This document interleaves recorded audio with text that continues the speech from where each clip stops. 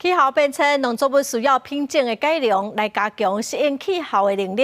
世界菜色中心30多年来，参东南亚国家合作，收集3000多份菜色的种子来做研究哦。即马要把这种子佮送回去因原本的国家，望讲会当互这的菜色会当永续发展。 中央大学研究中心保存的170种台亚的种子，5月底放入北极圈内的世界种子库。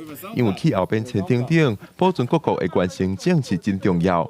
台湾的世界蔬菜中心30多年来收集东南亚国家的原生菜色种子，经过科学研究分析数据，台亚要回去因的母国。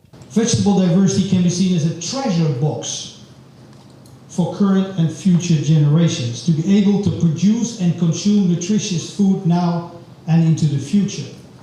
This diversity represents a crucial foundation for breeding better varieties for changing climates and pellets in Asia and around the world. 世界蔬菜中心讲，因为气候变迁、种族的土地减少等因素，地区真侪原生品种消失去。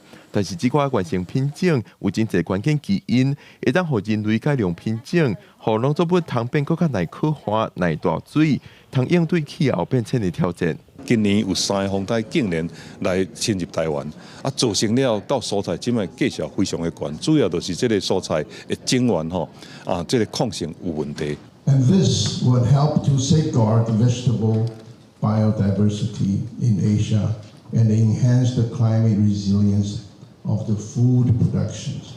农业部农业试验所讲，过去人类选种落较重产量，但是这寡品种可能无法度适应未来的极端气候。即马透过世界蔬菜中心的计划，甲过去收集的原生种子互相研究资料，送回去种子的母国，对品种改良是更较有利，嘛典型影响农业的理念。记者龚李玉凯台北报道。